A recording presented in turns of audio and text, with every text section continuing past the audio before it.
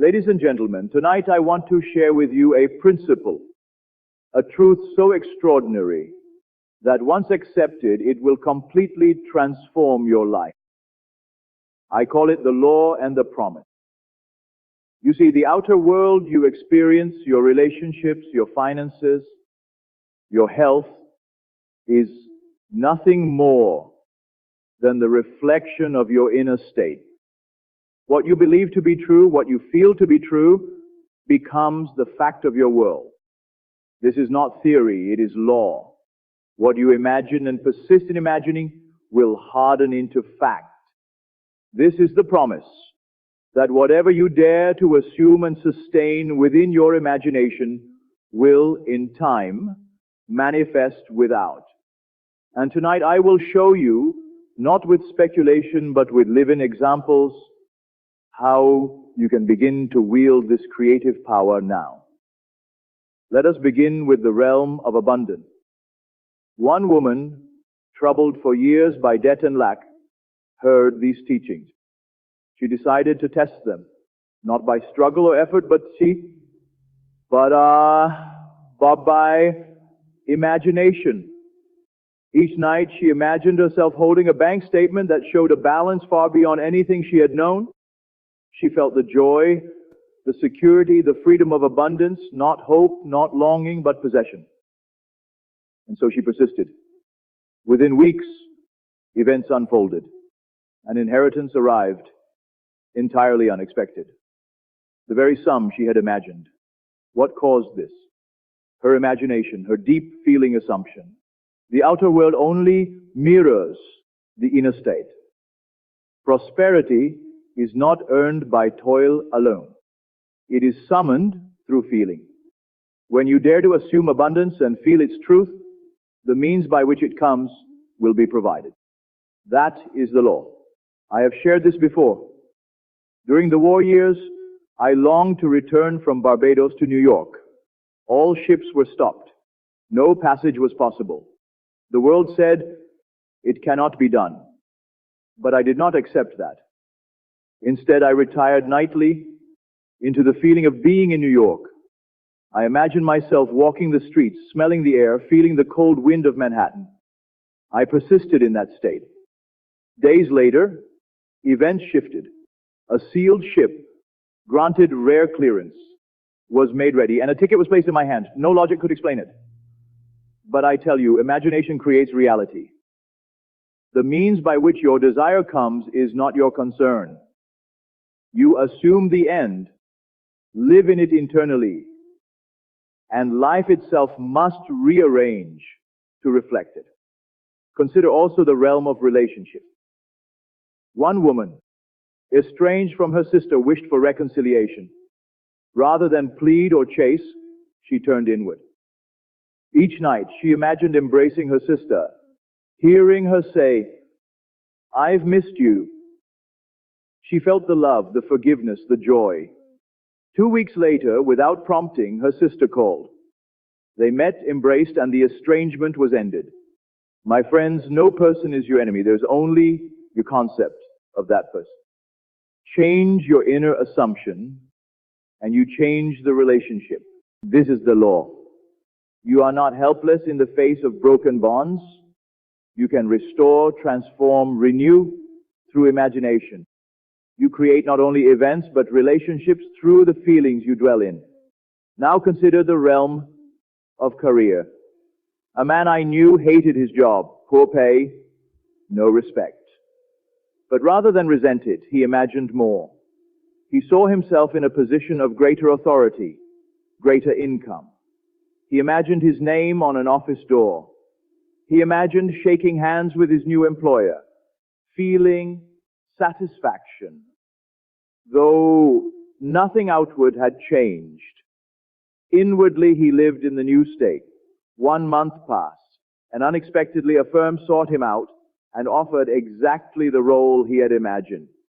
He had not schemed or pleaded. He had changed within. Friends, your career, your success, these are shadows of your inner state. Change your concept of yourself, and the outer must comply. That is the promise. And now, the body. One woman, long afflicted with chronic pain, wrote to me, "I imagined nightly that I was whole, that I walked freely, danced, smiled.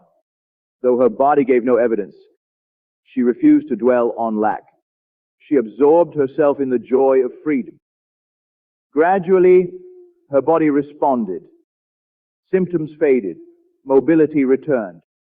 The doctors could not explain it. But I tell you, the body is the shadow of the mind. It reflects the inner feeling. You do not fight illness. You imagine wholeness, you dwell in health, and the body must obey. The law does not fail. There is no condition that imagination cannot transcend. You are greater than the body.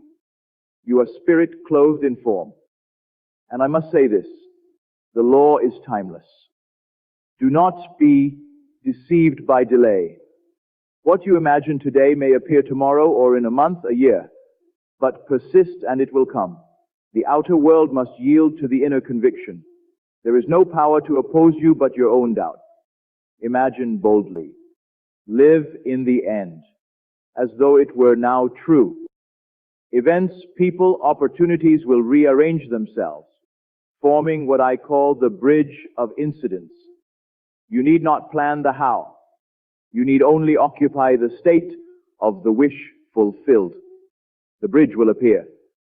The promise is certain. Whatsoever ye desire, believe ye have received it. Not will, have. There is no future in imagination, only the eternal now. Yet beyond these practical things lies the deeper promise that you will awaken to your own creative nature.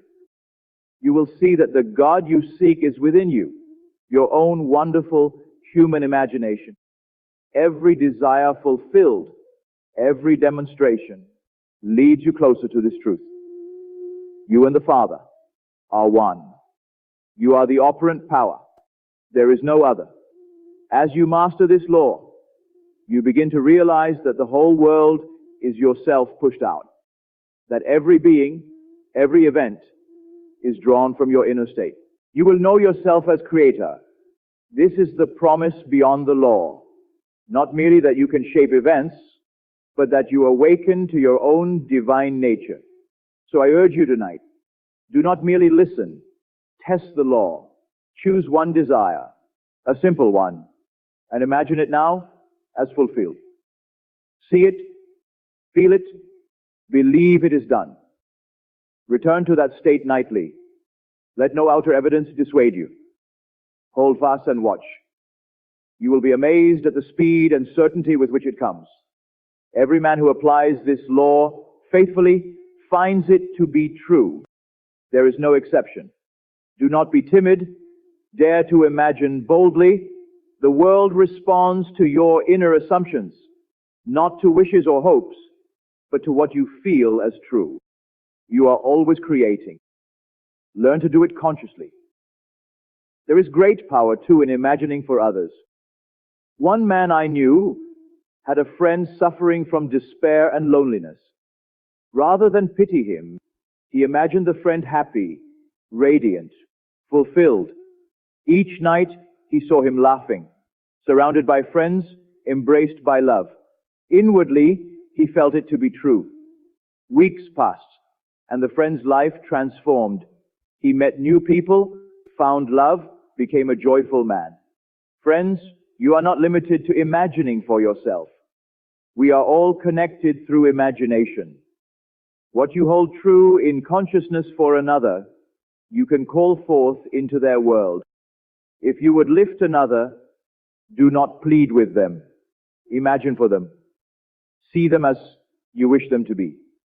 Persist, and the outer will change. This is the gift you can give to any being. Let us speak of revision, one of the most powerful applications of this law. You may think the past is fixed. It is not. One woman, wounded by a bitter argument with a friend, nightly revised the scene. In imagination, she heard only kind words. She felt love and harmony. Though the argument had happened, she replaced it inwardly. Within days, The friend reached out lovingly, as though no conflict had ever occurred. Friends, your memory is imagination.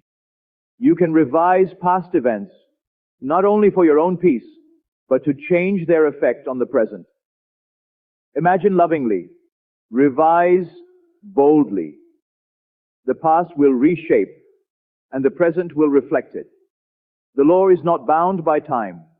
You are its master. So now I ask you gently and clearly, will you assume the feeling of the wish fulfilled? Will you stop asking when and how, and instead declare boldly, it is done? There is nothing more for you to do than to rest in that awareness. Not lazily, not passively, but with the deep calm of one who knows that the inner world leads and the outer follows. There is no power that can stop your assumption from hardening into fact unless you yourself abandon it. There is great power, too, in imagining for others. One man I knew had a friend suffering from despair and loneliness. Rather than pity him, he imagined the friend happy, radiant, fulfilled. Each night he saw him laughing, surrounded by friends, embraced by love. Inwardly, he felt it to be true. Weeks passed, and the friend's life transformed. He met new people, found love, became a joyful man. Friends, you are not limited to imagining for yourself. We are all connected through imagination. What you hold true in consciousness for another, you can call forth into their world. If you would lift another, do not plead with them. Imagine for them. See them as you wish them to be. Persist, and the outer will change. This is the gift you can give to any being.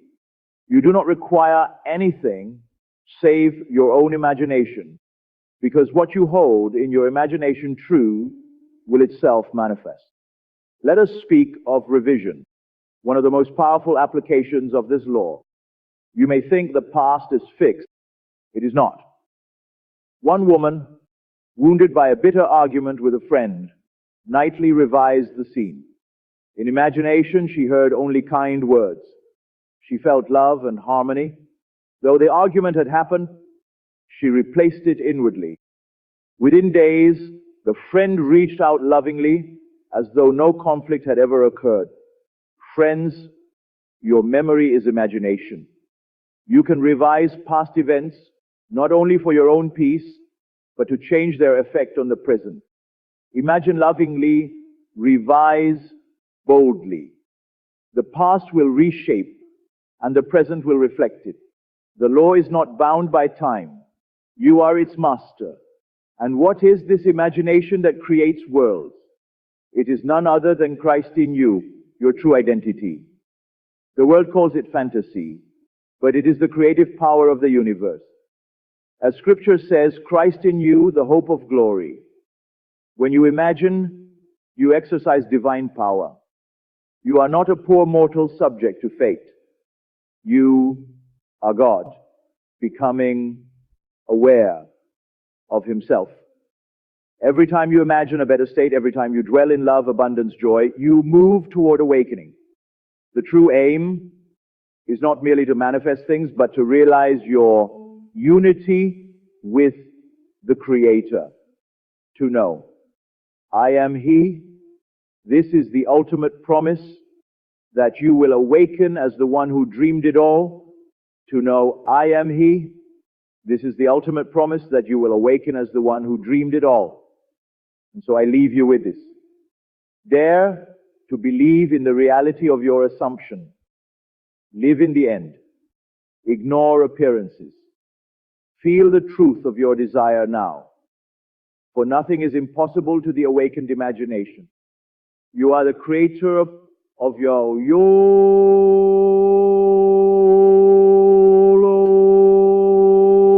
there is no other cause. The law is yours. The promise is sure. Go now and manifest wonders. Good night and thank you.